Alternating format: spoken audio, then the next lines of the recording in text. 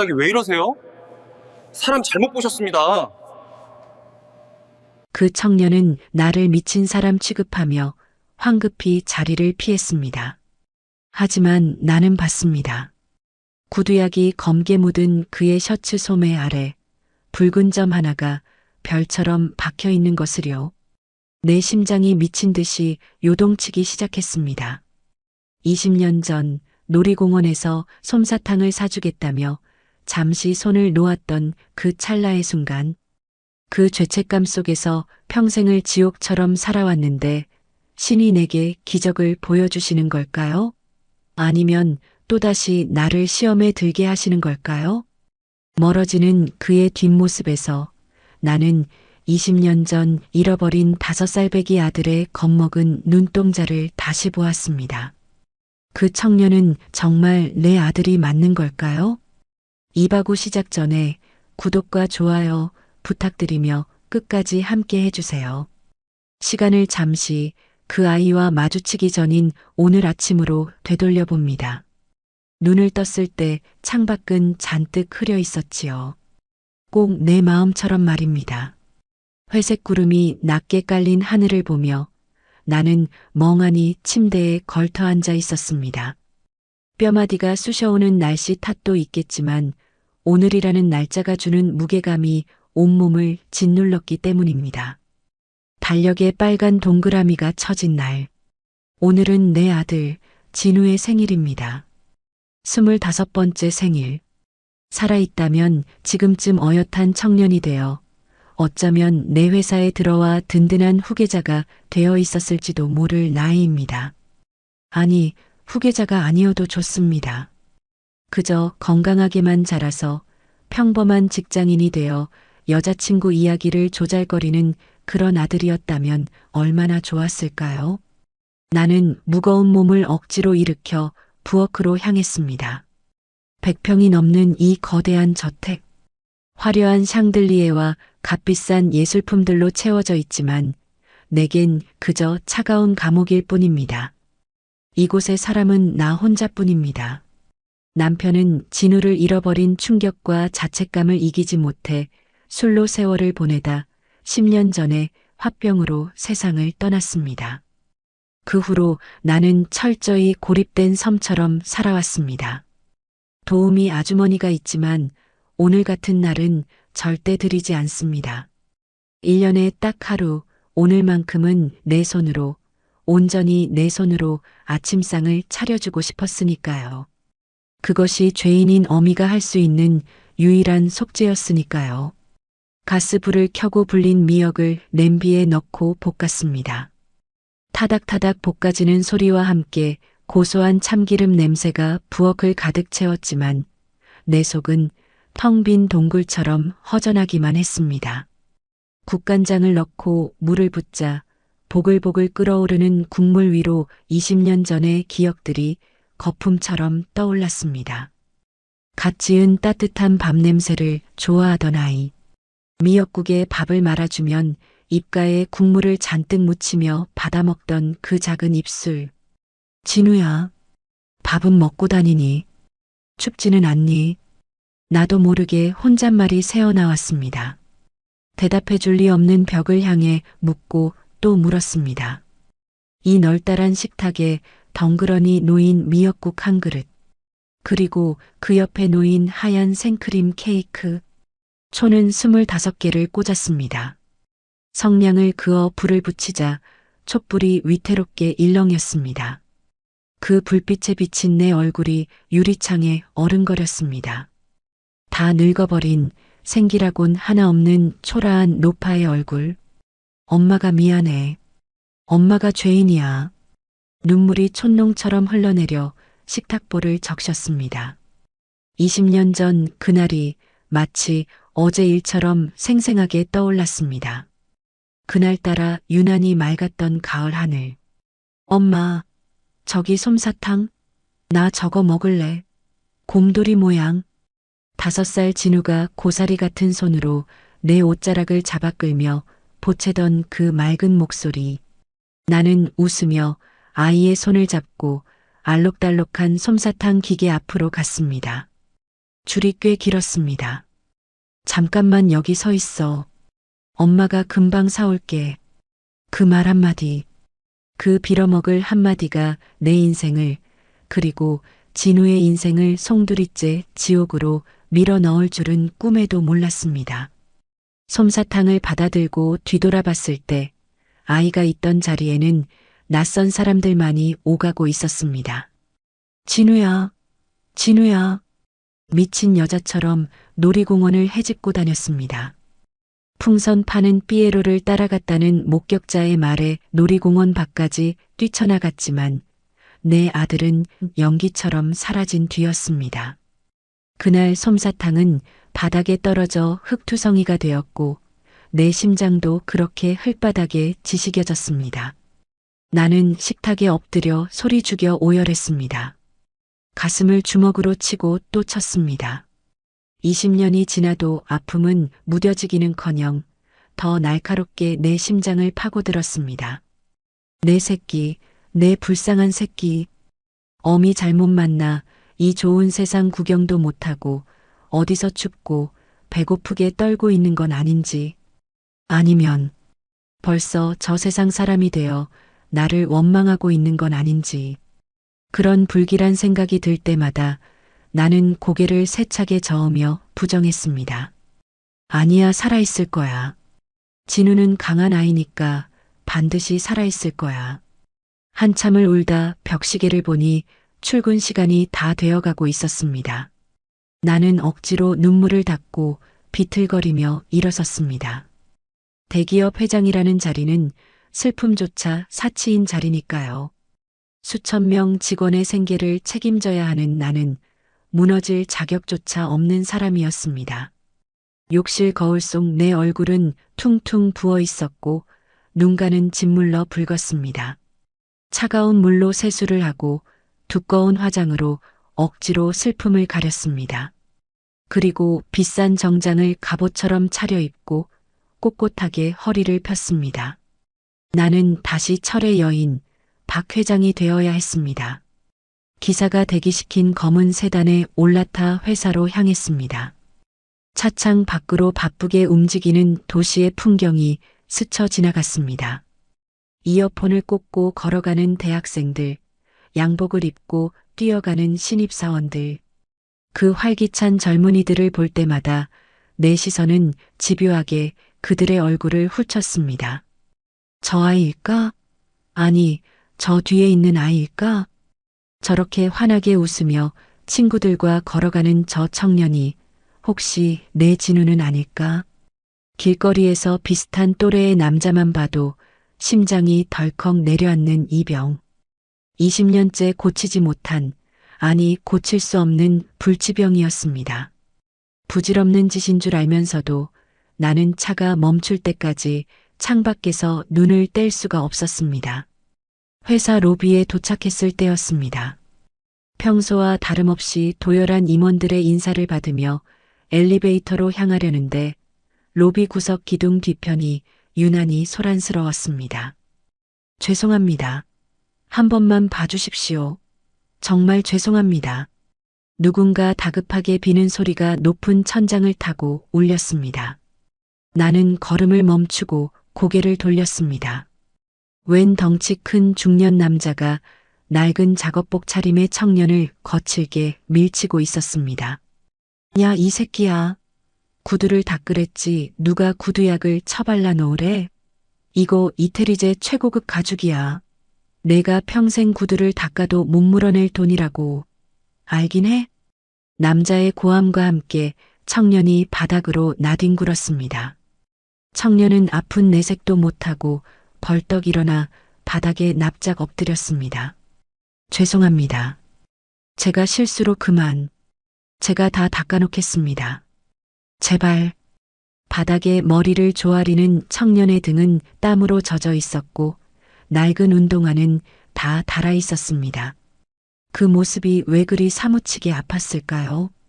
평소 같으면 비서실장에게 처리하라고 지시하고 돌아섰을 텐데 오늘따라 발걸음이 본드로 붙인 듯 떨어지지 않았습니다. 아마도 오늘이 진우 생일이라 그런 모양입니다. 내 아들 진우도 살아있다면 딱 저만한 나이일 텐데. 내 아들 같은 아이가 저렇게 짐승만도 못한 취급을 받으며 멸시당하는 걸 보니 가슴 한구석이 불에 댄 듯 뜨거워졌습니다.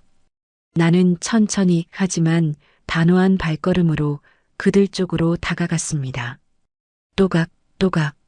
내 구두 소리에 주변의 시선이 집중되었습니다. 무슨 일인가요?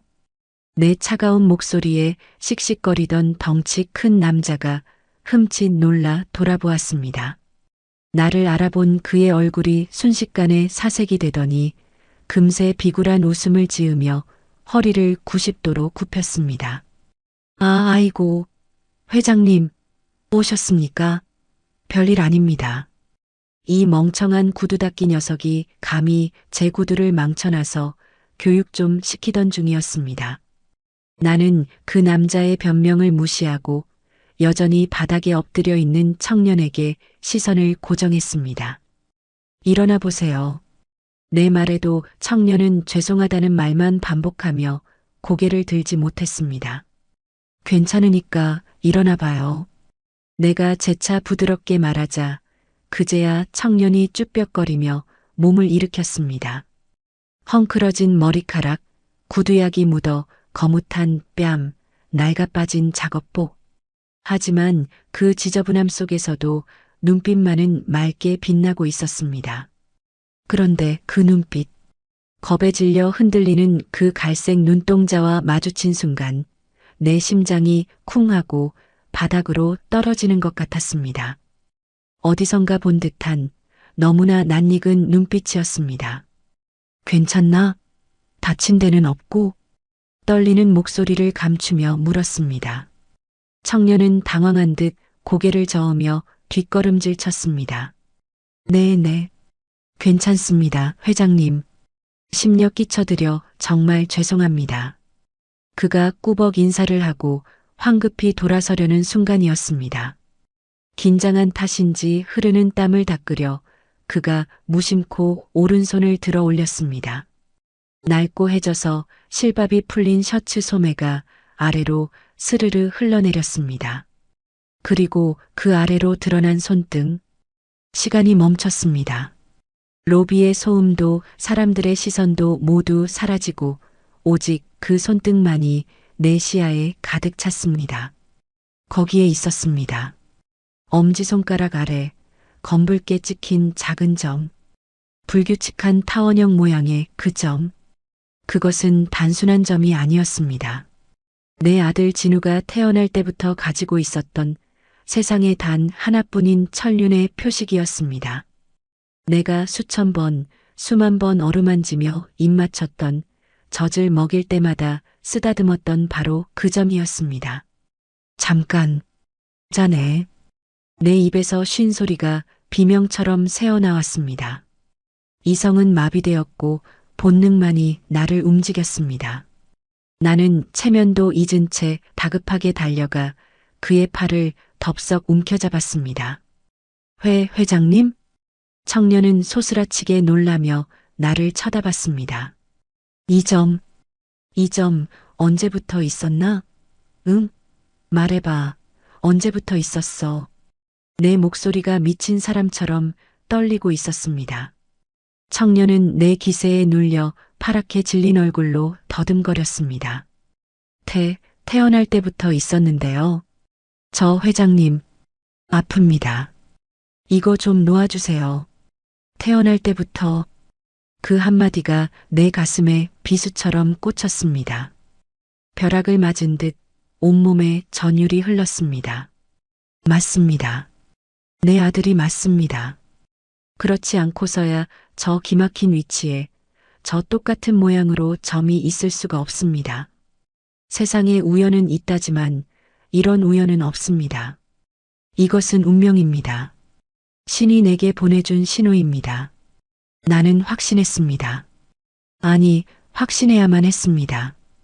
20년을 찾아 헤맨 내 핏줄이, 내 새끼가 지금 내 눈앞에 이렇게 초라하고 가여운 모습으로 서 있다는 사실을 믿을 수가 없어서, 아니 믿어야만 해서 나는 미칠 것만 같았습니다. 눈앞이 흐려졌습니다. 청년의 얼굴 위로 5살 진우의 얼굴이 겹쳐 보였습니다.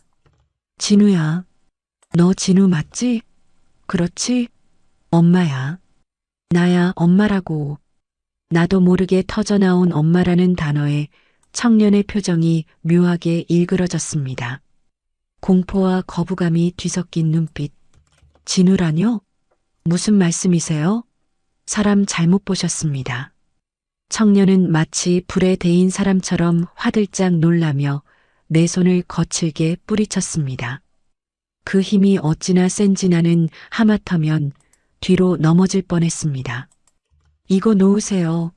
저는 진우가 아니라 김철수라고요. 왜 자꾸 이러세요? 그는 나를 미친 노인네 취급하며 경멸과 공포가 뒤섞인 눈빛으로 쏘아보았습니다. 그리고는 뒤도 돌아보지 않고 도망쳤습니다. 낡은 운동화가 로비의 대리석 바닥을 박차고 나가는 소리가 텅 빈 내 가슴을 울렸습니다. 진우야, 가지마. 거기서. 나는 그를 쫓아가려 했지만 다리에 힘이 풀려 그 자리에 주저앉고 말았습니다. 멀어지는 그의 뒷모습, 낡은 작업복, 구부정한 어깨, 그리고 절뚝거리는 듯한 다급한 걸음걸이. 20년 전 그날처럼 또다시 내 손을 떠나가는 아들의 뒷모습을 보며 나는 가슴을 쥐어뜯었습니다.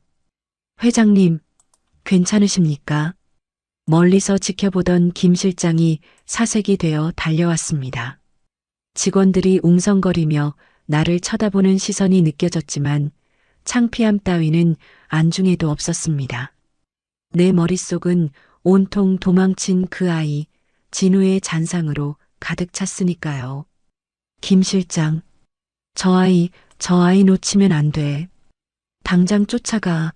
집이 어딘지, 누구랑 사는지 싹 다 알아내.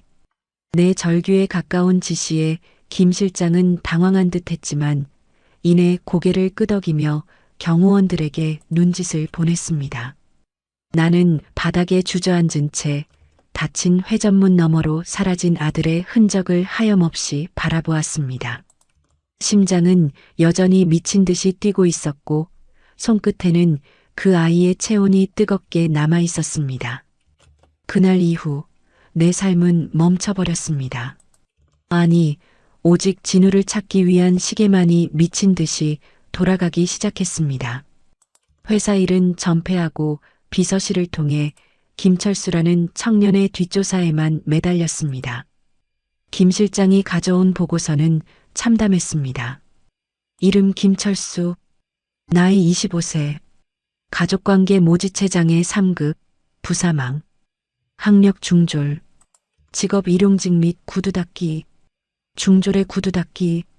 내 아들이라면 최고급 교육을 받고 유학을 다녀와 회사를 물려받았을 텐데 가슴이 찢어지는 것 같았습니다. 하지만 그 서류상의 기록보다 더 내 마음을 흔든 건 가족관계란이었습니다.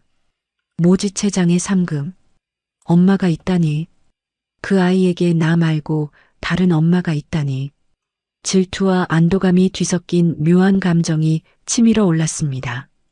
내가 없는 동안 누군가 그 아이를 거두어 키웠다는 사실에 고마우면서도 그 자리가 내 것이 아니라는 사실에 피가 거꾸로 솟는 듯 했습니다.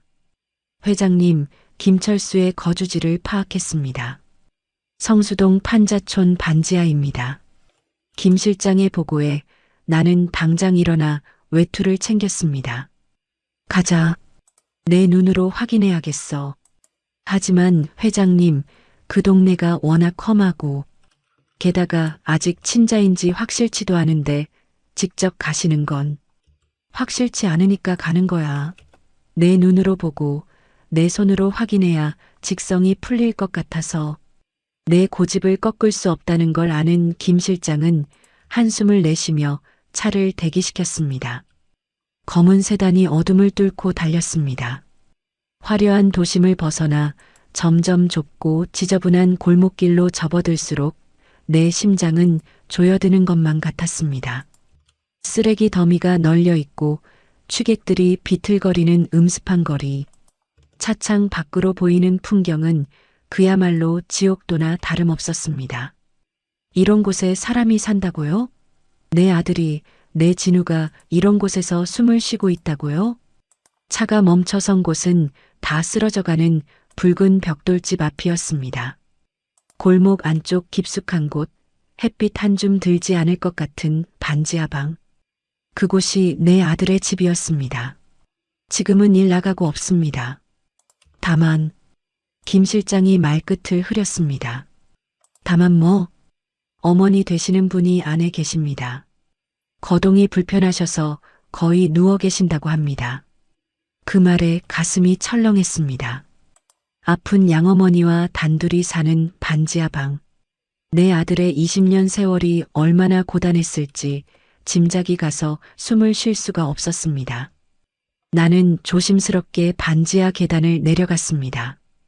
퀴퀴한 곰팡이 냄새와 습기가 훅 끼쳐왔습니다. 녹슨 철문 앞에 서자 안에서 쿨럭거리는 기침 소리가 들려왔습니다. 누구시오? 힘없는 노파의 목소리. 나는 차마 대답하지 못하고 문고리를 잡은 손을 떨었습니다. 이 문을 열면 판도라의 상자가 열리는 것입니다. 하지만 나는 열어야만 했습니다. 김 실장이 미리 준비해둔 집주인 핑계를 대고 잠시 방을 둘러보겠다고 했습니다. 안에서는 의심스러운 듯 했지만 몸이 불편해 문을 열어주지 못하는 눈치였습니다. 김 실장이 능숙하게 문을 따고 들어갔습니다. 방 안은 참혹했습니다. 천장에는 검은 곰팡이가 피어 있었고 바닥 장판은 찢어져 시멘트가 드러나 있었습니다. 그 한 구석에 앙상하게 마른 여자가 이불을 뒤집어 쓰고 누워 있었습니다. 그녀가 바로 내 아들을 20년간 키운 여자였습니다. 나는 죄책감과 묘한 적대감을 동시에 느끼며 방을 빠르게 훑었습니다. 무엇이든 찾아야 했습니다. 이 아이가 내 아들이라는 결정적인 증거, 유전자 검사를 할 수 있는 무언가가 필요했습니다. 벽에 걸린 낡은 작업복, 바닥에 널브러진 약봉지들. 나는 신발도 벗지 못한 채 방 안으로 들어갔습니다. 발 디딜 틈조차 없는 그 좁은 공간이 나를 숨막히게 했습니다. 베개 위를 살폈습니다. 짧은 머리카락 몇 가닥이 보였습니다. 나는 보물을 발견한 사람처럼 조심스럽게 머리카락을 집어 비닐봉투에 담았습니다. 그리고 화장실이라고 부르기도 민망한 구석 공간에서 다 쓴 칫솔을 챙겼습니다. 거기 누구요? 집주인 양반이요? 누워있던 여자가 힘겹게 고개를 들며 물었습니다. 퀭한 눈동자가 허공을 더듬거렸습니다. 아, 네. 보일러 좀 보러 왔습니다. 나는 황급히 목소리를 변조해 대답하고는 도망치듯 방을 빠져나왔습니다. 등 뒤로 여자의 기침 소리가 길게 이어졌습니다. 그 기침 소리가 마치 나를 비난하는 것 같아 귀를 틀어막고 싶었습니다. 차로 돌아오는 내내 내 손에 들린 비닐봉투가 뜨겁게 느껴졌습니다. 이것만 있으면 됩니다. 이것만 있으면 모든 것이 밝혀질 것입니다. 비밀리에 섭외된 유전자 검사 센터에 도착했을 때는 이미 자정이 넘은 시간이었습니다. 나는 연구원에게 비닐봉투를 건네며 애원하듯 말했습니다. 가장 빠르고 가장 정확하게 부탁합니다. 비용은 얼마가 들어도 상관없습니다. 연구원이 봉투를 받아들고 검사실로 사라졌습니다. 닫히는 문을 보며 나는 다리가 풀려 대기실 의자에 주저앉았습니다. 이제 주사위는 던져졌습니다. 하지만 그 기다림이야말로 가장 잔인한 고문이었습니다. 집으로 돌아와서도 잠 한숨 잘 수 없었습니다. 꼬박 3일을 뜬 눈으로 밤을 지새웠습니다. 침대에 누워 천장을 바라보면 진우의 얼굴이, 그 곰팡이 핀 반지하 방이, 그리고 붉은 점이 끊임없이 나타났다 사라졌습니다. 혹시 아니면 어쩌지? 만약 그 점이 그저 우연의 일치라면 세상에 닮은 사람은 많다는데 내가 너무 보고 싶은 마음에 헛것을 본 거라면 온갖 부정적인 생각들이 독사처럼 내 목을 감아왔습니다. 아니야, 그럴 리 없어. 그 점은 틀림없었어. 내 뱃속으로 낳아 내 젖을 먹여 키운 어미가 어떻게 자기 새끼를 못 알아봐? 그건 절대 우연일 수 없어. 스스로에게 주문을 걸 듯 되뇌었습니다. 하지만 불안감은 쉽게 가라앉지 않았습니다. 전화기를 손에 쥐고 만지작거렸습니다. 왜 연락이 없지? 벌써 3일이나 지났는데. 혹시 검사가 잘못된 건 아닐까? 아니면 결과가 내가 원하지 않는 방향으로 나온 건 아닐까? 그때였습니다. 드르륵, 드르륵. 정막을 깨고 전화기가 요란하게 진동했습니다. 화면에 뜬 이름, 유전자 센터 소장. 심장이 멈추는 것 같았습니다. 숨조차 쉴 수 없었습니다. 이 전화를 받으면 내 인생이 바뀝니다. 천국이 되거나 아니면 영원히 빠져나올 수 없는 무간지옥이 되거나. 나는 심호흡을 크게 한 번 하고 떨리는 손가락으로 통화 버튼을 눌렀습니다. 네, 접니다. 수화기 너머로 들려오는 소장의 목소리. 침을 꼴깍 삼키는 소리마저 천둥처럼 크게 들렸습니다. 회장님, 검사 결과 나왔습니다. 짧은 정적. 그 1초가 영겁처럼 느껴졌습니다. 나는 눈을 질끈 감았습니다. 말씀하세요. 결과가 어떻게 나왔습니까? 내 목소리가 덜덜 떨리고 있었습니다. 수화기 너머에서 소장이 조심스럽게 입을 열었습니다. 친자 확률 99.99%입니다. 회장님, 아드님이 맞습니다. 그 한마디에 세상이 멈췄습니다. 아니, 멈췄던 세상이 20년 만에 다시 돌기 시작했습니다. 전화기를 쥔 손이 덜덜 떨리다 못해 감각이 없어졌습니다. 다리에 힘이 풀려 그 자리에 털썩 주저앉았지만 아픔조차 느껴지지 않았습니다. 입 밖으로 터져나온 것은 말이 아니라 짐승의 울음 같은 신음이었습니다.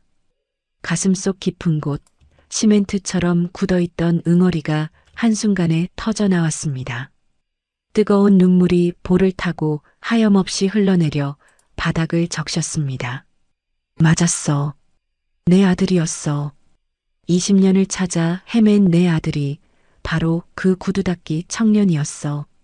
기쁨이라고 하기엔 너무나 아프고 슬픔이라고 하기엔 너무나 벅찬 감정. 죄책감과 안도감, 후회와 감사가 뒤섞인 거대한 파도가 나를 집어삼켰습니다. 나는 바닥에 엎드려 통곡했습니다. 차가운 대리석 바닥을 주먹으로 치며 울고 또 울었습니다. 내 주먹이 붉게 물들어도 목이 쉬어 목소리가 나오지 않아도 멈출 수가 없었습니다. 진우야, 미안해. 엄마가 너무 늦었어. 엄마가 미안해. 이렇게 가까이 두고도 못 알아봐서 미안해. 얼마나 울었을까요? 탈진할 것 같은 몸을 비틀거리며 일으켰습니다. 거울 속에 비친 내 얼굴은 엉망이었지만 눈빛만은 그 어느 때보다 선명하게 타오르고 있었습니다. 이제 울고만 있을 때가 아니었습니다. 내 아들을 찾아야 합니다. 내가 이미 두 눈으로 확인했던 그 지옥 같은 반지하 방에서 내 아들을 건져내야 합니다. 더 이상 지체할 시간이 없었습니다. 1분 1초가 아까웠습니다.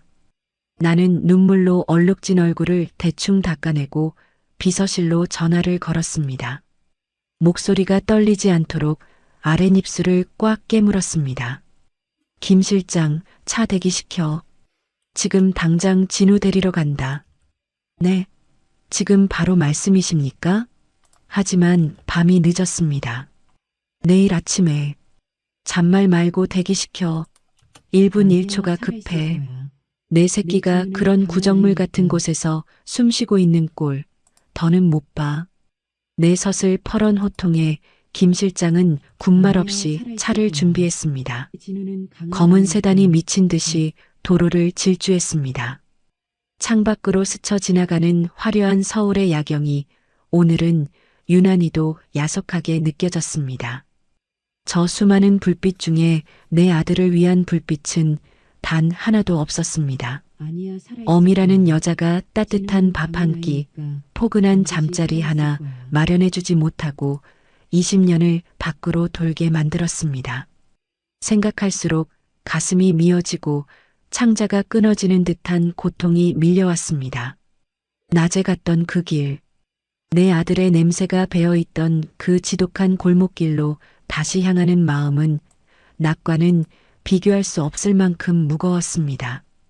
낮에는 혹시나 하는 의심으로 갔다면 지금은 확신과 통증을 안고 가는 길이었으니까요. 차 안에서 나는 손톱을 물어뜯으며 안절부절 못했습니다. 빨리, 더 빨리. 내 아들이 있는 곳으로. 차가 멈춘 곳은 성수동의 좁고 가파른 골목길 초입이었습니다. 차가 들어갈 수 없어 나는 차에서 내렸습니다. 매캐한 연탄 가스 냄새와 하수구, 악취. 낮에 맡았던 그 역겨운 냄새가 밤이 되자 더 짙어져 코를 찔렀습니다. 취객들의 고성방가와 멀리서 들려오는 개 짖는 소리가 을씨년스럽게 골목을 채우고 있었습니다. 회장님, 이쪽입니다. 김 실장이 앞장서고 나는 그 뒤를 따랐습니다. 하이힐 굽이 울퉁불퉁한 시멘트 바닥에 걸려 몇 번이나 휘청거렸지만 멈출 수 없었습니다. 발에 채이는 쓰레기 봉투, 쥐가 지나가는 소리. 이 모든 것이 내 아들의 일상이었습니다.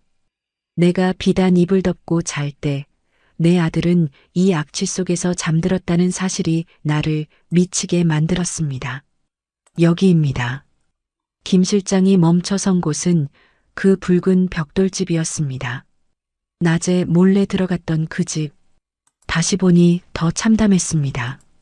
가로등 불빛조차 닿지 않는 반지하 계단은 마치 아가리를 벌린 괴물처럼 보였습니다. 저 어둠 속으로 내 아들이 매일 걸어 들어갔다는 생각에 숨이 턱 막혔습니다. 나는 계단을 한 칸 한 칸 내려갔습니다. 마치 지옥으로 걸어 들어가는 기분이었습니다. 철문 앞에 서자 안에서 희미한 불빛이 새어나오고 있었습니다. 그리고 그 너머로 들려오는 소리. 콜록, 콜록. 진우야 왔니? 힘겨운 기침 소리와 함께 들려오는 노파의 목소리. 그리고 이어서 들려오는 익숙한 목소리. 네, 어머니. 다녀왔어요. 많이 기다리셨죠? 진우였습니다. 내 아들 진우의 목소리였습니다. 그런데 그 목소리가 너무나 다정해서, 너무나 따뜻해서 내 가슴에 대못처럼 박혔습니다. 나에게는 한 번도 들려준 적 없는, 아니, 내가 빼앗겨버린 그 목소리. 나는 차마 문을 두드리지 못하고 문 밖에서 숨을 죽였습니다. 안에서 두 사람의 대화가 계속되었습니다. 오늘 일은 어땠어? 힘들지 않았어? 힘들긴요. 오늘 손님이 많아서 팁도 꽤 받았어요. 오는 길에 어머니 좋아하시는 붕어빵 사왔어요. 아직 따뜻해요. 드셔보세요. 아이고, 내 새끼. 돈도 없을 텐데 뭐하러 이런 걸 사와. 너나 먹지. 전 배불러요. 얼른 드세요. 식으면 맛없어요. 눈물이 왈칵 쏟아졌습니다. 배부르다는 말. 뻔한 거짓말인 걸 아는데도 가슴이 아팠습니다. 내 아들은 저렇게 착한 아이였습니다. 자신이 굶더라도 아픈 어미를 위해 따뜻한 붕어빵을 사들고 오는 그런 속 깊은 아이였습니다. 그 붕어빵 한 봉지가 뭐라고 저렇게 소중하게. 나는 더 이상 참지 못하고 떨리는 손으로 철문을 두드렸습니다. 쾅, 쾅, 쾅. 안에서 대화 소리가 뚝 끊겼습니다. 잠시 후 좁은 현관에 불이 켜지고 철문이 열렸습니다. 누구세요? 진우가 나왔습니다. 낡은 러닝셔츠 차림에 수건을 목에 건 채였습니다. 그는 나를 보자마자 눈이 휘둥그레졌습니다. 회장님? 여긴 어떻게? 그는 당황해서 뒷걸음질 쳤습니다. 나는 아무 말 없이 그를 밀치고 방 안으로 들어갔습니다. 회장님, 이러시면 안 됩니다. 나가주세요. 진우가 나를 막아서려 했지만 나는 멈추지 않았습니다. 내 눈으로 똑똑히 봐야 했습니다. 내 아들이 어떤 지옥에서 살고 있는지 다시 한번 확인하고 뼛속 깊이 새겨야 했습니다. 방 안의 풍경은 낮에 봤을 때보다 더 처참했습니다. 형광등 불빛 아래 드러난 천장의 검은 곰팡이, 찢어진 장판 사이로 드러난 시멘트 바닥, 퀴퀴한 습기 냄새. 낮에 잠시 스쳐봤을 때보다 더 생생하게, 더 아프게 다가왔습니다. 한쪽 구석에 쌓인 라면, 박스와 약봉지들이 내 아들의 가난을 증명하고 있었습니다. 그리고 그 방 한가운데 낡은 요를 깔고 누워있는 앙상한 여자, 양어머니였습니다. 그녀의 머리맡에는 식은 붕어빵 봉지가 놓여 있었습니다. 그녀는 겁에 질린 눈으로 나를 올려다보았습니다. 누구쇼? 진우야, 누가 왔니? 나는 그녀를 노려보았습니다. 고마움보다는 원망이 앞섰습니다. 왜 내 아들을 이런 곳에서 살게 했냐고, 왜 이렇게 비참하게 키웠냐고 따져 묻고 싶었습니다. 하지만 그녀의 앙상한 손목과 퀭한 눈동자가, 그리고 내 아들이 사온 그 붕어빵 봉지가 내 말문을 막아버렸습니다. 생각이 거기에 미치자 참았던 오열이 터져나왔습니다. 으흐흐흐. 나는 바닥에 주저앉아 가슴을 쥐어뜯으며 울었습니다. 여기서 내 아들이 20년을 살았습니다. 여름이면 찜통더위에 시달리고 겨울이면 살을 애는 추위에 떨며 쥐와 바퀴벌레가 들끓는 이곳에서, 비가 오면 물이 새고 눈이 오면 길이 얼어붙는 이 지옥 같은 곳에서. 회장님, 왜 이러세요? 제발 이러지 마시고 나가주세요. 진우가 당황해서 나를 일으키려 했습니다. 나는 젖은 눈으로 진우를 올려다보았습니다. 땀 냄새와 곰팡이 냄새가 섞인 그의 낡은 옷, 거친 손. 나는 바닥을 기어가 진우의 손을 꽉 붙잡았습니다. 따뜻했습니다. 내 아들의 체온이었습니다. 거칠고 투박하지만 세상 무엇보다 소중한 내 아들의 손. 진우야. 회장님? 나는 이를 악물었습니다. 눈물이 앞을 가려 진우의 얼굴이 흐릿하게 보였지만 내 결심만은 그 어느 때보다 또렷했습니다. 자, 여기 봐. 똑똑히 보라고. 내가 내 아들이라는 증거야. 내 손에 들린 종이 한 장이 파르르 떨리고 있었습니다. 20년의 세월을 뛰어넘어 내 아들을 내 품으로 돌려보내줄 유일한 동아줄. 나는 그 종이를 진우의 코앞에 들이밀었습니다. 친자 확률 99.99%. 이게 무슨 뜻인지 알지? 과학은 거짓말 안 해. 내가 강진우야. 내 뱃속으로 낳은 내 새끼라고. 진우는 얼어붙은 사람처럼 서 있었습니다. 낡은 러닝셔츠 위로 드러난 쇄골이 가쁘게 오르내렸습니다. 그의 시선이 종이에 박힌 붉은 글씨들을 쫓았습니다. 친자 성립 99.99%. 그 활자들이 그의 망막에 박히는 순간 그의 동공이 지진이라도 난 듯 흔들렸습니다. 이게 정말. 그의 입술이 바싹 말라 있었습니다. 평생을 김철수로, 고아로, 구두닦이로 살아온 그에게 재벌 회장의 아들이라는 사실은 감당하기 힘든 해일이었을 것입니다. 그래, 정말이야. 꿈 아니야. 내가 내 아들이야. 그러니 가자. 엄마랑 집에 가자. 나는 종이를 구겨 쥐고 그의 손목을 덥석 잡았습니다. 거칠고 딱딱한 손, 구두약이 스며들어 검게 변한 손톱. 그 손을 잡는 순간 내 가슴 속에서 뜨거운 무언가가 울컥 치솟았습니다. 여기서 뭐해? 이런 냄새나고 더러운 곳에서 1분 1초도 더 있을 필요 없어. 내 방 엄마가 다 꾸며놨어. 내가 좋아할 만한 옷도 맛있는 음식도 다 준비해놨어. 가자, 진우야. 나는 그를 문 쪽으로 잡아 끌었습니다. 당연히 따라올 줄 알았습니다. 이 비참한 지옥에서 탈출할 동아줄을 내려줬으니 감격하며 잡을 줄 알았습니다. 하지만 진우는 꿈쩍도 하지 않았습니다. 마치 바닥에 뿌리를 내린 나무처럼 그의 발은 그 곰팡이 핀 장판 위에 못 박혀 있었습니다. 진우야, 뭐해? 안 가고. 내 목소리가 날카로워졌습니다.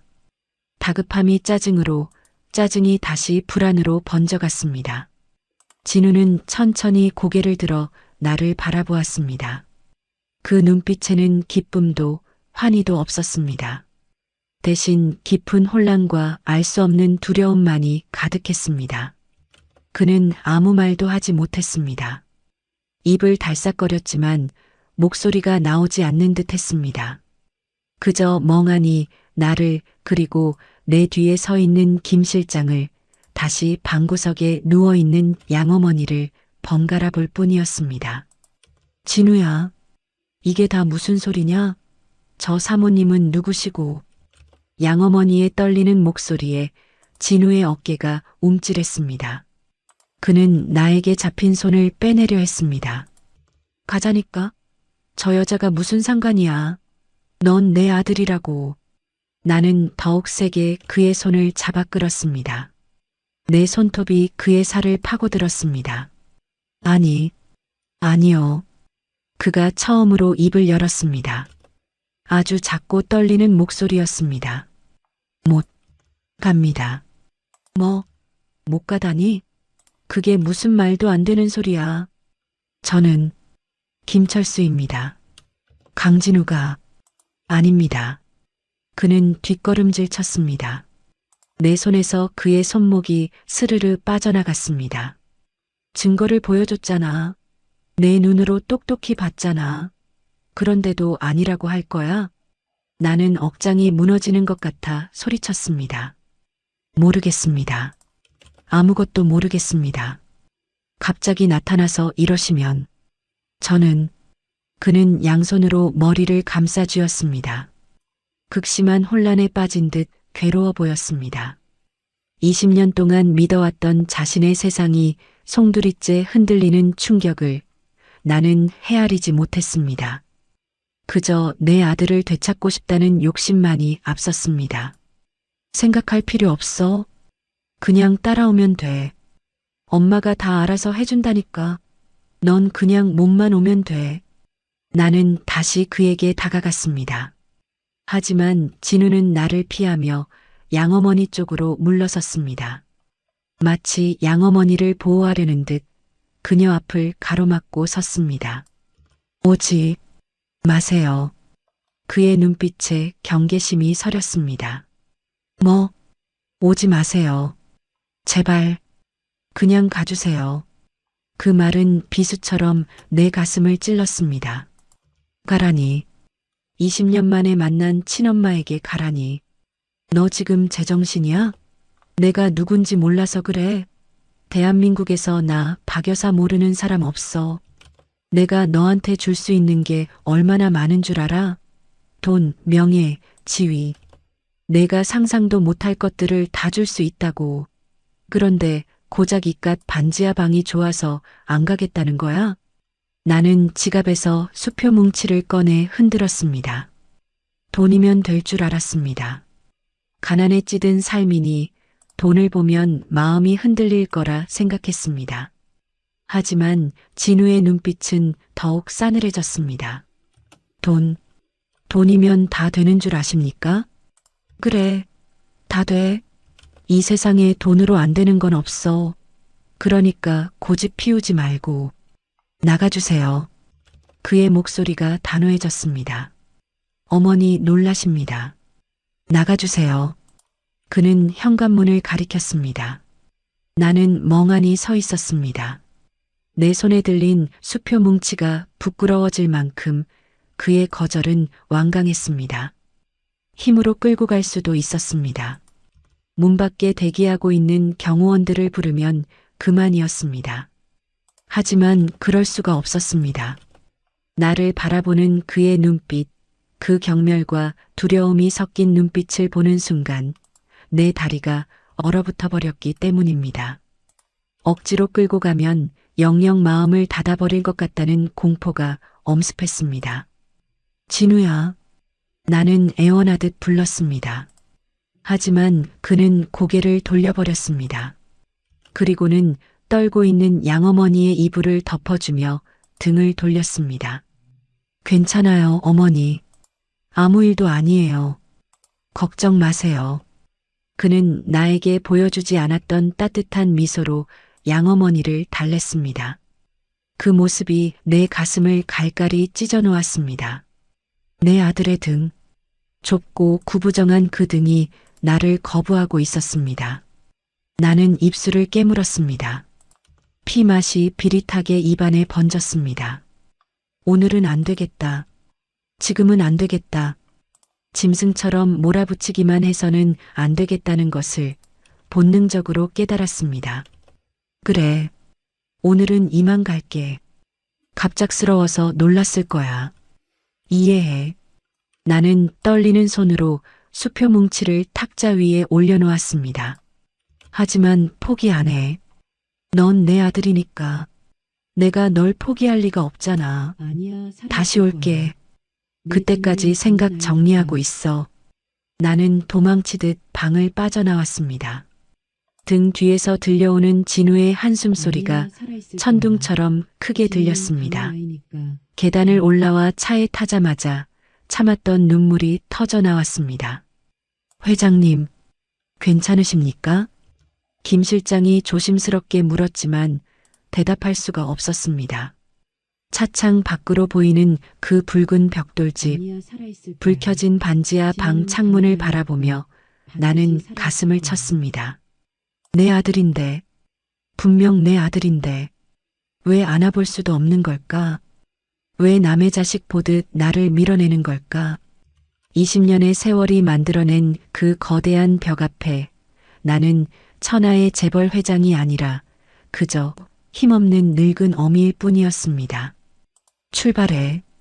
차가 어둠 속으로 미끄러져 나갔습니다. 멀어지는 아들의 집을 백미러로 확인하며 나는 주먹을 꽉 쥐었습니다. 기다려, 진우야. 엄마가 다시 갈게. 내가 제 발로 걸어 나오게 만들 거야. 반드시. 하지만 그 다짐 속에는 아까와는 다른 두려움이 섞여 있었습니다. 돈으로도 힘으로도 살 수 없는 사람의 마음. 그것을 얻는 것이 얼마나 힘든 일인지 나는 뼈저리게 느끼고 있었습니다. 진우야, 엄마 왔다. 가자. 이틀 만이었습니다. 그날 밤 진우의 거절에 밀려 도망치듯 돌아 나왔던 나는 꼬박 이틀을 알아누웠습니다. 하지만 누워만 있을 수는 없었습니다. 내 아들이 그 시궁창에서 썩어가고 있다는 생각에 밥 한 숟가락도 넘길 수 없었습니다. 그래서 다시 왔습니다. 이번에는 빈손이 아니었습니다. 최고급 한우 갈비 세트와 양어머니를 위한 두툼한 겨울 이불, 그리고 병원 VIP 검진권까지 챙겨 들고 말입니다. 돈으로 안 되면 정성으로, 정성으로 안 되면 읍소라도 할 작정이었습니다. 다시 찾은 반지하 방은 여전히 어둡고 습했습니다. 좁은 현관에 들어서자 라면 끓이는 냄새가 훅 끼쳐왔습니다. 내 아들이 먹을 음식이 고작 라면이라니. 가슴이 미어지는 것 같았지만 꾹 참았습니다. 회장님, 또 오셨습니까? 진우가 나를 맞이했습니다. 그의 표정은 지난번보다 더 차갑게 굳어 있었습니다. 그래, 또 왔다. 내가 안 오니까 내가 데리러 왔지. 이거 받아라. 너 좋아하는 고기랑 어머니 덮으실 이불이야. 나는 김 실장에게 눈짓을 해 선물 꾸러미들을 방 안으로 들여놓게 했습니다. 좁은 방이 금세 선물 상자들로 가득 찼습니다. 이런 거 필요 없습니다. 가져가세요. 진우는 거들떠보지도 않고 잘라 말했습니다. 필요 없다니. 사람 성의를 무시해도 유분수지. 그리고 접은 생각은 안 해? 저 몸으로 찬 바닥에서 자는 거 안쓰럽지도 않니? 나는 짐진 양어머니를 걱정하는 척하며 말을 건넸습니다. 양어머니는 구석에 웅크리고 앉아 겁에 질린 눈으로 나를 쳐다보고 있었습니다. 어머니 걱정은 제가 합니다. 회장님이 신경 쓰실 일 아닙니다. 진우가 내 앞을 막아서며 말했습니다. 회장님? 아직도 회장님이야? 내가 내 친엄마라고 몇 번을 말해. 유전자 검사 결과까지 보여줬잖아. 나는 답답함에 가슴을 치며 소리쳤습니다. 증거가 있으면 뭐합니까? 제 기억 속에 당신은 없는데, 제 기억 속에 어머니는 오직 이분뿐인데. 진우의 목소리도 높아졌습니다. 기억? 그래, 기억이 없겠지. 내가 5살 때 헤어졌으니까. 하지만 피는 기억해. 내 몸이 기억한다고. 그러니 고집 그만 피우고 가자. 응? 엄마랑 가자. 나는 다시 그의 손을 잡으려 했습니다. 이번에는 놓치지 않으려고 두 손으로 꽉 움켜쥐었습니다. 이거 놓으세요. 안 나. 절대 안 나.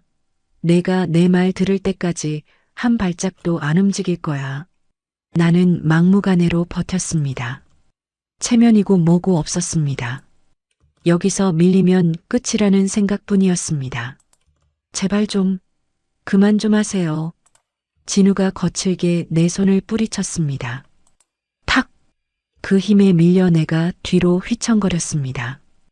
김 실장이 황급히 나를 부축했습니다. 회장님, 나는 충격으로 말을 잃었습니다. 내 아들이 나를 밀쳤습니다. 벌레라도 털어내듯 내 손을 뿌리쳤습니다. 얼얼한 손목보다 찢어진 가슴이 더 아팠습니다. 진우는 거친 숨을 몰아쉬며 구석으로 걸어갔습니다.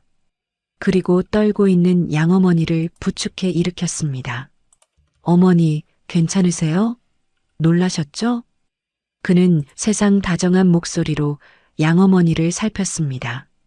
조금 전 나에게 소리치던 그 서슬 퍼런 모습은 온데간데 없었습니다. 양어머니는 그의 팔에 매달려 바들바들 떨고 있었습니다. 진우야, 저 무서운 분들 좀 가라고 해라. 나 무섭다. 네, 걱정 마세요. 제가 있잖아요. 제가 지켜드릴게요. 진우는 양어머니를 자신의 등 뒤로 숨기듯 감싸 안았습니다. 그리고 나를 노려보았습니다. 그 눈빛은 맹수의 그것처럼 사나웠습니다. 자기 새끼를, 아니 자기 어미를 지키려는 짐승의 눈빛이었습니다. 보셨습니까? 이분이 제 어머니입니다. 그가 또박또박 말했습니다. 다리를 절고 가난하고 배운 것 없어도 20년 동안 저를 굶기지 않으려고 남의 집 식모살이에 시장통 막일까지 하며 키워주신 제 진짜 어머니입니다. 그의 말 한마디 한마디가 내 심장에 비수처럼 꽂혔습니다. 내가 어떻게 나한테 이럴 수 있어. 내가 널 낳았어. 10달을 배 아파 낳았다고. 나는 울부짖었습니다. 낳았다고 다 엄마입니까? 낳아놓고 잃어버린 건 당신이잖아요. 20년 동안 나를 잊고 잘 먹고 잘 살았던 건 당신이잖아요. 그런데 이제 와서 엄마 행세라니. 웃기지도 않습니다. 잊은 적 없어. 단 하루도, 단 한순간도 널 잊은 적 없어. 내가 얼마나 지옥같이 살았는데. 내가 그걸 알아? 모릅니다. 알고 싶지도 않습니다.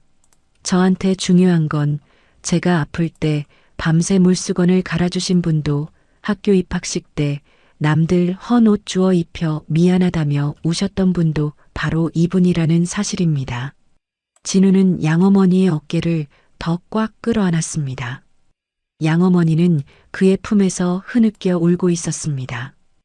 두 사람의 모습은 마치 하나의 덩어리처럼 견고해 보였습니다.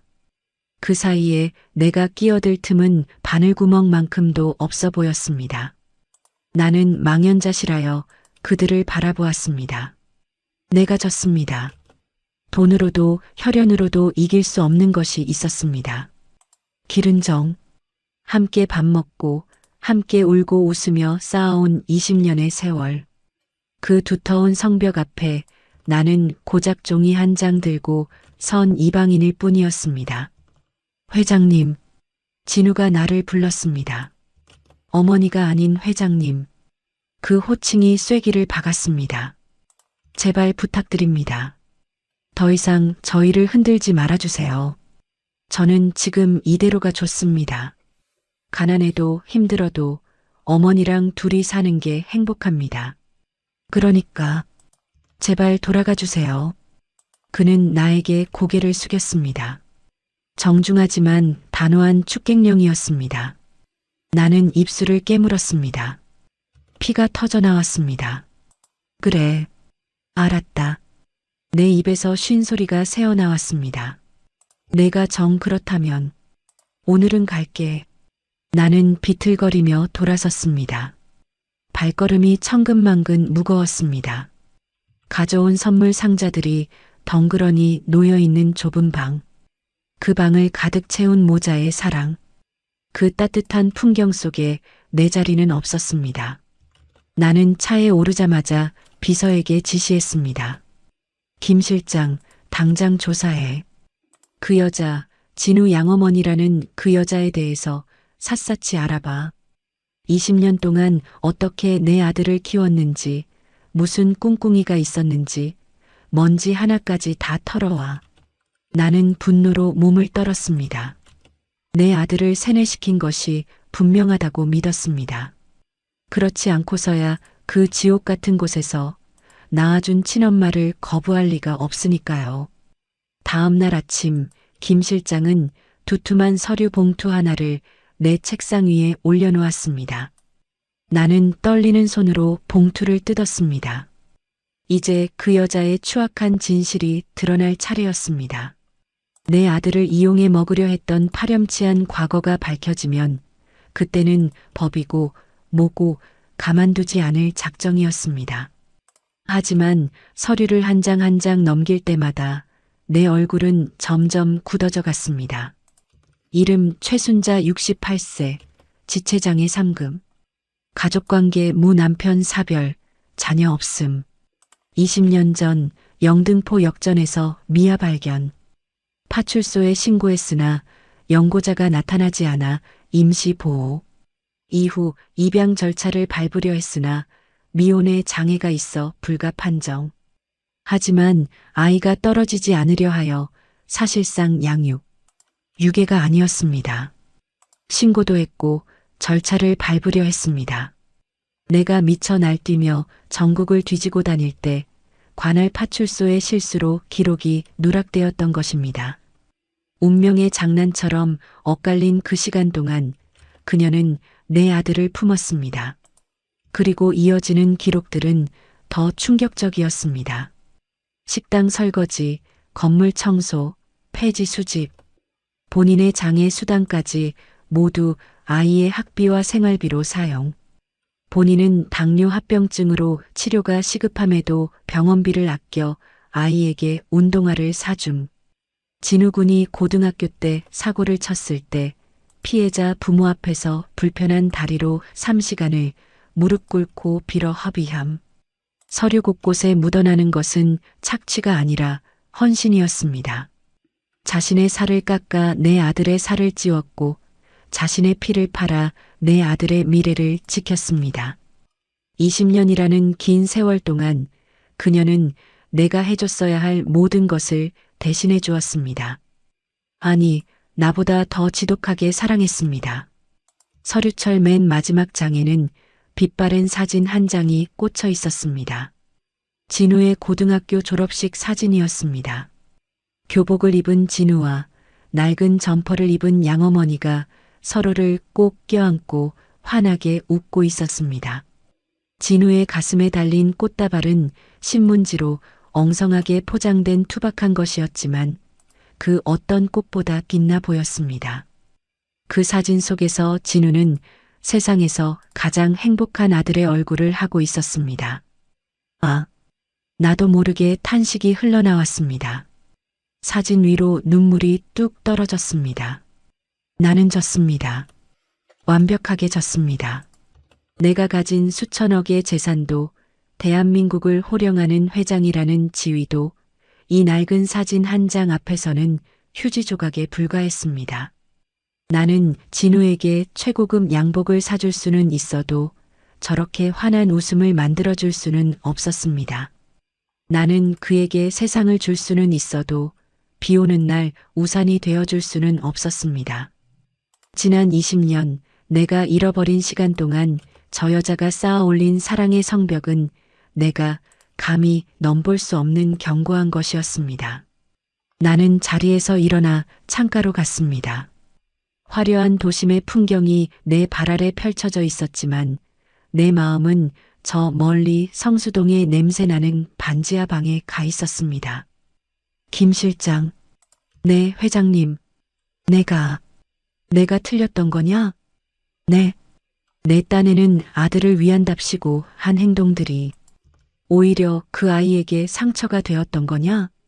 김 실장은 아무 말도 하지 못했습니다.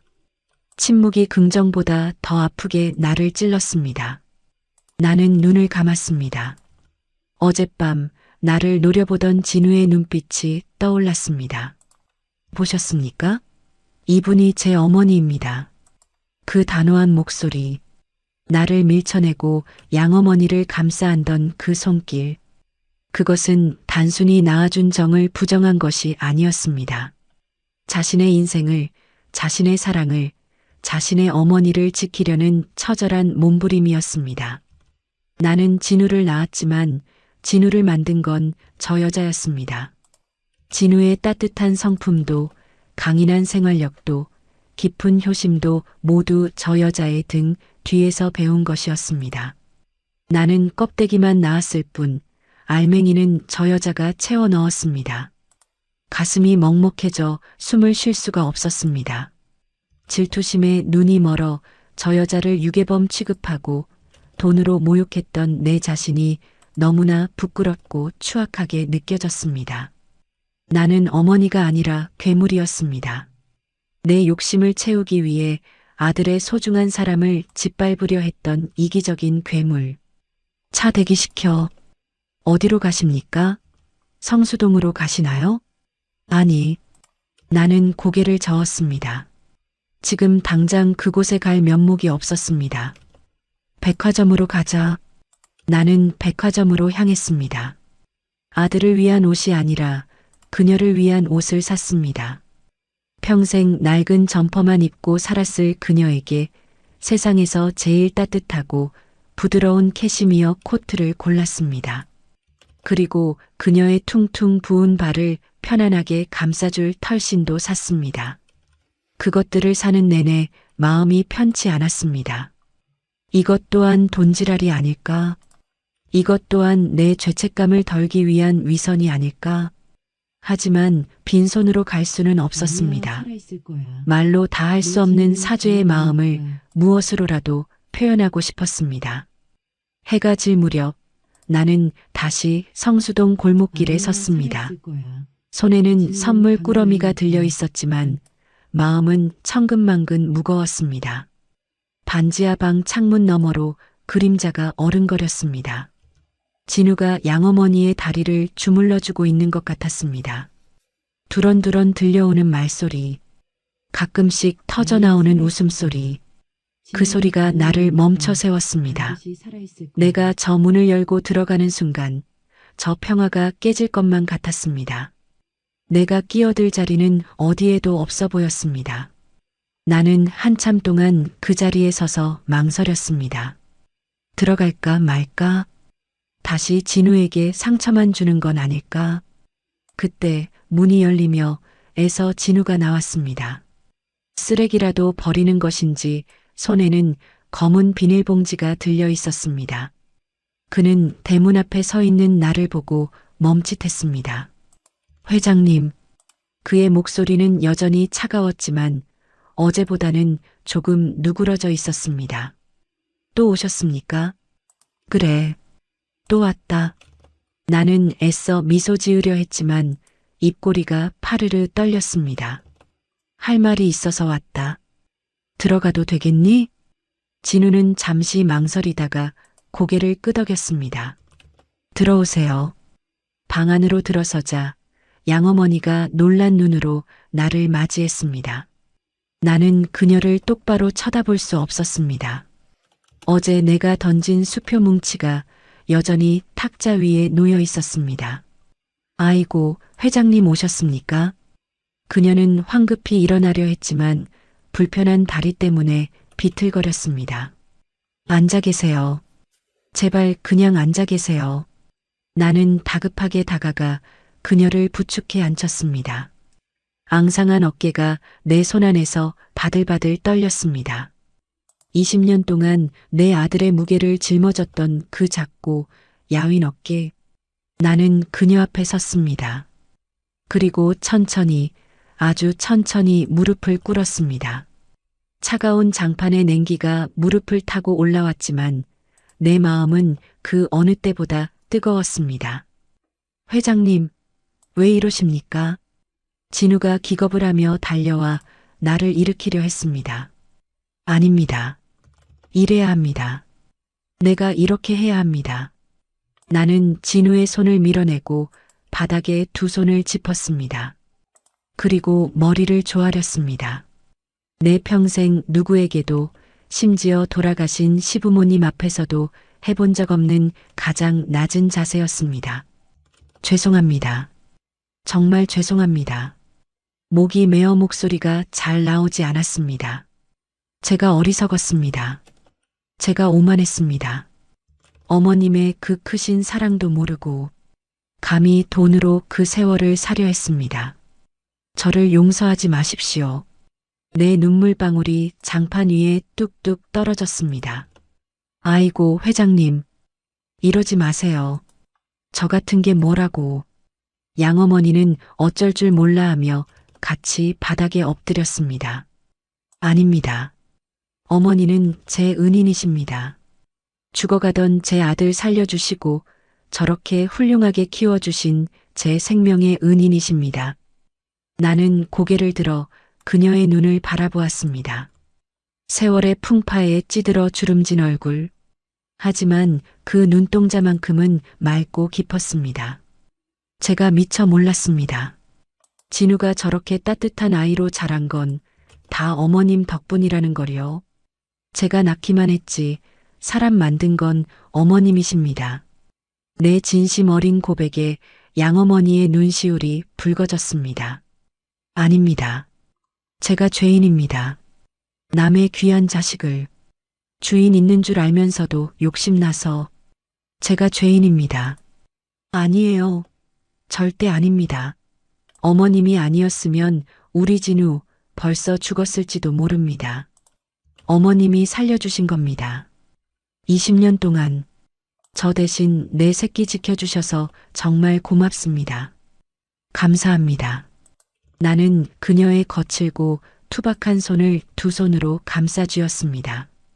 손가락 마디마디가 굵어져 있는 그 손. 내 아들을 먹여 살리느라 닳고 다른 그 손에 내 얼굴을 묻고 오열했습니다. 고맙습니다. 정말 고맙습니다. 회장님, 양어머니도 참았던 눈물을 터뜨렸습니다. 저야말로 고맙습니다. 진우 낳아주셔서 고맙습니다. 이렇게 귀한 아들 만나게 해주셔서 제가 평생 고맙습니다. 우리는 서로를 끌어안았습니다. 재벌 회장과 가난한 양어머니, 낳은 어미와 기른 어미, 세상이 정해놓은 신분과 계급은 눈물 속에 녹아 없어졌습니다. 오직 자식을 사랑하는 두 어머니의 마음만이 남아 하나가 되었습니다. 그녀의 품에서는 낡은 옷 냄새가 났지만 그것은 세상 어떤 향수보다 향기로웠습니다. 그것은 희생의 냄새였고 사랑의 냄새였으니까요. 회장님, 곁에 서 있던 진우가 털썩 무릎을 꿇었습니다. 진우야. 나는 한 팔로 양어머니를, 다른 한 팔로 진우를 끌어안았습니다. 미안하다, 진우야. 엄마가 정말 미안해. 아니에요. 제가 죄송해요. 회장님 마음도 모르고. 진우가 내 어깨에 얼굴을 묻고 흐느꼈습니다. 20년 만에 비로소 세 사람이 한 덩어리가 되었습니다. 좁은 반지하 방은 우리 세 사람의 통곡 소리로 가득 찼지만 그 울음은 슬픔이 아니었습니다. 그것은 묵은 상처를 씻어내는 치유의 울음이었고 서로를 받아들이는 화해의 울음이었습니다. 한참을 그렇게 울고 난 뒤 양어머니가 옷소매로 눈물을 훔치며 말했습니다. 회장님, 배고프시죠? 밥이라도 한술 뜨고 가세요. 차린 건 없지만, 네, 먹고 싶어요. 어머님이 해주신 밥, 우리 진우가 먹고 큰 그 밥. 저도 한번 먹어보고 싶습니다. 나는 어린아이처럼 고개를 끄덕였습니다. 양어머니는 절뚝거리는 다리로 부엌으로 향했습니다. 진우가 얼른 가서 돕려 했지만 내가 막아섰습니다. 아니야. 내가 할게. 내가 돕게 해줘. 나는 소매를 걷어붙이고 부엌으로 들어갔습니다. 좁고 지저분한 부엌이었지만 상관없었습니다. 양어머니가 쌀을 씻으면 내가 밥솥에 앉히고 양어머니가 된장찌개를 끓이면 내가 두부를 썰었습니다. 아이고, 회장님 손에 물 묻히시면 안 되는데. 괜찮습니다. 저도 엄마잖아요. 밥할 줄 압니다. 보글보글 된장찌개 끓는 소리가 좁은 방 안을 따뜻하게 채웠습니다. 구수한 냄새가 코끝을 간지럽혔습니다. 그것은 20년 동안 내가 잊고 살았던 사람 사는 냄새였습니다. 다 찌그러진 양은 밥상에 조촐한 반찬 몇 가지가 차려졌습니다. 하지만 내 눈에는 임금님 수라상보다 더 귀해 보였습니다. 자, 드세요. 양어머니가 내 밥그릇에 갓 지은 따뜻한 밥을 꾹꾹 눌러 담아주셨습니다. 잘 먹겠습니다. 한 숟가락 떠서 입에 넣는 순간 뜨거운 무언가가 목구멍을 타고 넘어갔습니다. 그것은 밥이 아니라 사랑이었습니다. 진우가 내 밥그릇 위에 생선살을 발라 올려주었습니다. 드세요. 회장님. 그가 쑥스러운 듯 말했습니다. 맛있다. 정말 맛있다, 진우야. 내 말에 진우와 양어머니가 안도의 미소를 지었습니다. 그 소박한 미소를 보며 나는 결심했습니다. 더 이상 이들을 이 어둡고 차가운 곳에 둘 수 없다고. 하지만 이번에는 강요가 아닌 진심 어린 초대가 되어야 했습니다. 어머니, 그리고 진우야. 내일 우리 집으로 와주지 않겠니? 내가 두 사람에게 꼭 해주고 싶은 게 있어. 나의 조심스러운 제안에 진우와 양어머니가 서로를 바라보았습니다. 잠시 후 양어머니가 고개를 끄덕였습니다. 그럴게요, 회장님. 회장님 댁 구경도 하고. 좋지요. 그럼 내일 모시러 올게요. 꼭 오셔야 해요. 나는 두 사람의 손을 꼭 잡고 다짐하듯 말했습니다. 다음 날 아침 나는 새벽같이 일어났습니다. 20년 만에 처음으로 설레는 마음으로 눈을 떴습니다. 오늘은 내 아들과 내 아들의 어머니가 오는 날입니다. 나는 집안 고용인들을 모두 불러 모았습니다. 오늘 아주 귀한 손님들이 오신다. 실수 없이 준비해. 특히 부엌은 내가 쓸 거니까 비워두고.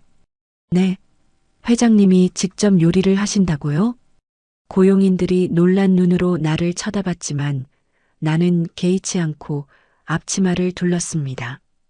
오늘만큼은 박 회장이 아니라 진우 엄마 박지숙으로 살고 싶었습니다. 오후가 되자 대저택의 육중한 대문이 열리고 진우가 휠체어에 탄 양어머니를 모시고 들어왔습니다. 햇살이 쏟아지는 정원을 가로질러 오는 두 사람의 모습이 마치 한 폭의 그림 같았습니다. 나는 맨발로 현관까지 뛰어나갔습니다. 어서 오세요. 어서 와, 진우야. 아이고, 회장님. 이렇게 누추한 늙은이를 초대해 주셔서. 양어머니는 여전히 송구스러워하며 몸 둘 바를 몰라 했습니다. 나는 휠체어 앞에 무릎을 굽히고 그녀와 눈을 맞췄습니다. 무슨 말씀을요?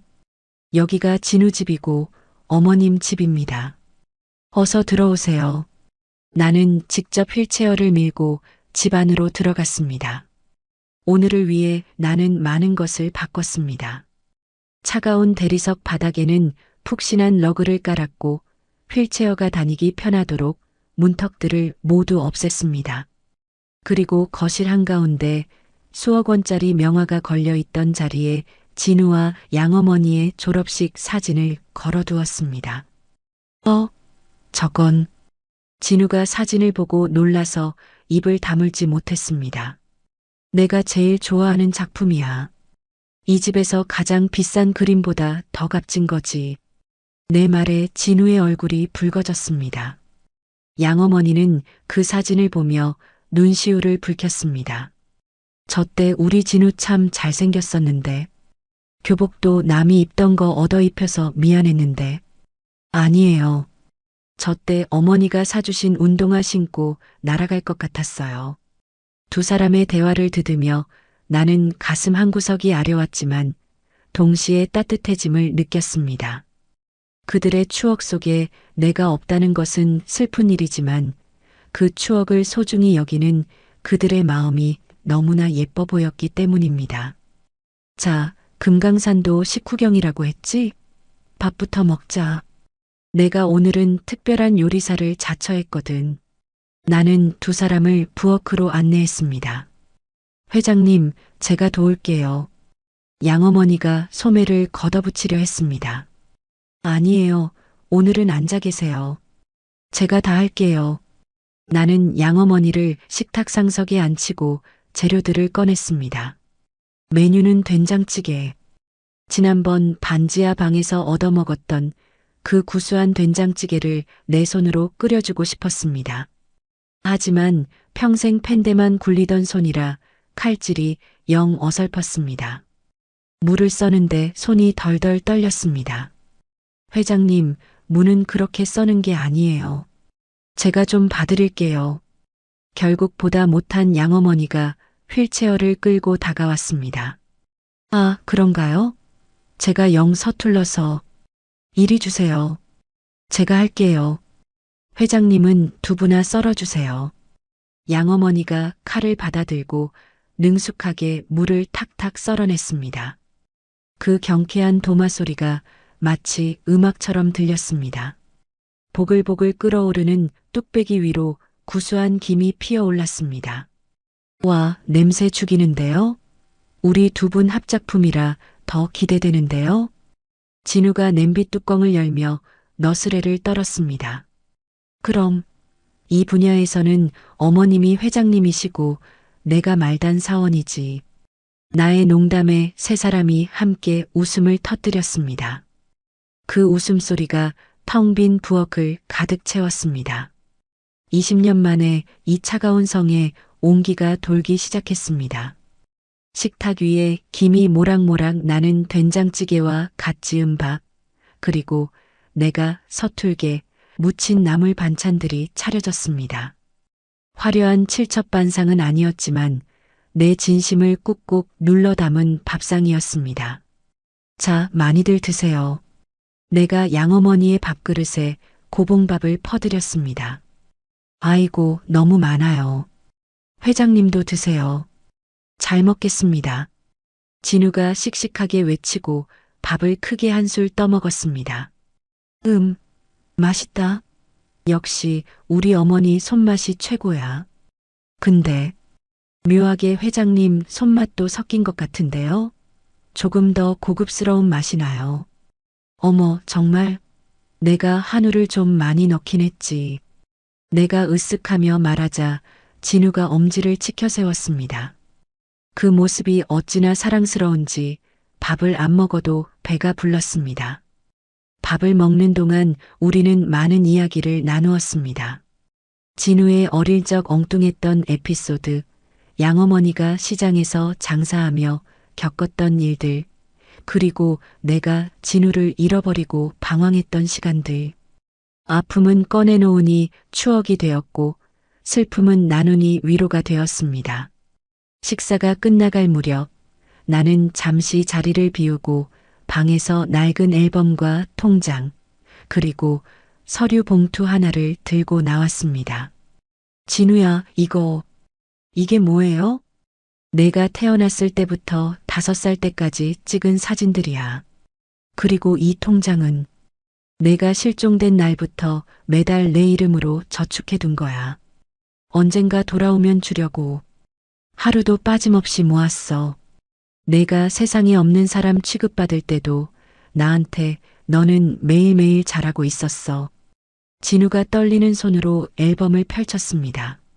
사진 속 어린 진우는 솜사탕을 들고 환하게 웃고 있었습니다. 그 옆에는 젊은 시절의 내가 그를 안고 행복해하는 모습이 있었습니다. 나한테도 이런 시절이 있었네요. 사랑받던 시절이. 진우의 눈시울이 붉어졌습니다. 그럼 너는 사랑받기 위해 태어난 아이야. 한순간도 널 사랑하지 않은 적이 없었어. 나는 진우의 손을 꼭 잡았습니다. 그리고 양어머니에게 봉투를 건넸습니다. 어머니, 이건 제 마음입니다. 사양하지 말고 받아주세요. 양어머니가 봉투를 열어보더니 깜짝 놀라 손사래를 쳤습니다. 그것은 성수동에 있는 엘리베이터가 있는 작은 아파트 문서였습니다. 아이고, 회장님, 이게 뭡니까? 저는 이런 거 못 받습니다.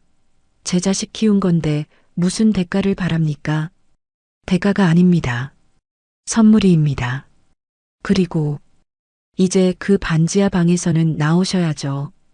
다리도 불편하신데 엘리베이터 있는 집에서 편하게 사셔야죠. 진우도 그걸 원할 겁니다. 진우가 효도할 기회를 주세요. 맞아요, 어머니. 받으세요. 저 이제 능력 있는 어머니를 둔 아들이잖아요. 진우가 거들자 양어머니는 눈물을 글썽이며 고개를 끄덕였습니다. 고맙습니다. 정말 고맙습니다. 식사가 끝나고 우리는 거실 소파에 나란히 앉았습니다. 창밖에는 한방눈이 내리고 있었습니다. 세상의 모든 더러움과 아픔을 덮어주려는 듯 하얀 눈송이들이 포근하게 내려앉았습니다. 눈이 오네요. 진우가 창밖을 보며 말했습니다. 그러게, 참 예쁘다. 나는 양어머니의 어깨에 담요를 덮어드렸습니다. 회장님, 아니 어머니. 진우가 나를 불렀습니다. 처음으로 자연스럽게 나온 어머니라는 호칭에 심장이 쿵 내려앉았습니다. 응?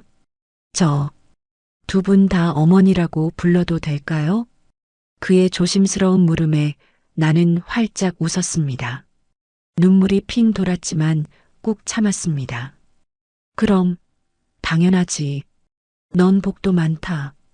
세상에서 제일 든든한 엄마가 둘이나 생겼으니.